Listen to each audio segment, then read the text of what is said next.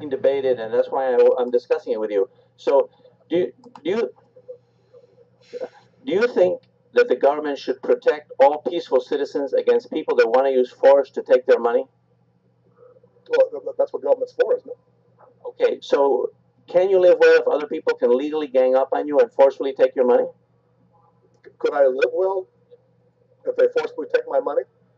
Well, uh, if it is the government, which it's their job to protect us from people who want to take our money from us, but they're a duly democratically elected government, then we're taking money from ourselves, aren't we?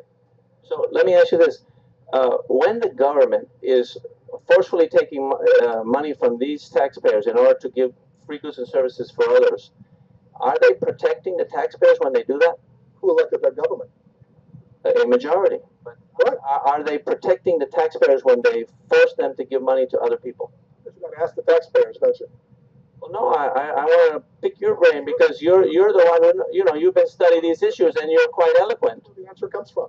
The answer in a democratic system, that's where the answer comes from. Because if the government is being unfair in taking money from people, then people can vote them out. So you think 51% of the population should have the right to extract as much money as they want from the other 49? Have the right under a democratic system? Well, it says in the Constitution it lets them do it.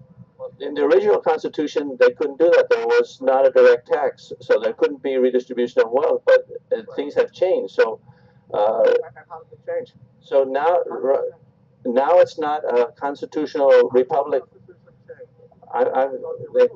Right. There's an amendment process. There was an amendment, and now they passed the 16th Amendment, right? And they permitted a direct tax. But it was, in my view, it was never clear whether they could have a direct tax for any purpose. But that's been the interpretation, and that's the government that we live with now. That's why I wanted you to examine the issue of: is there a contradiction between saying that the government should protect peaceful citizens against people that want to use force to take their money on the one hand, and on the other say that the government has the right to not only not protect them, but represent the people that want to take their money and extract the money forcefully from them? Well, that is what I have a debate process for. So, the current progressives today, or I'm going to call them socialists, they're arguing that you no longer have a right to your own money or property, but you do have a right to health care.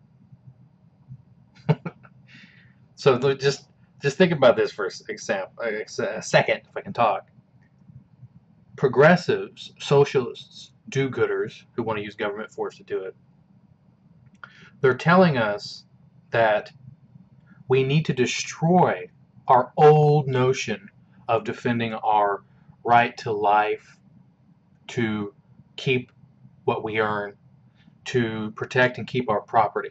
Those rights need to be destroyed, yet the right to health care needs to be upheld.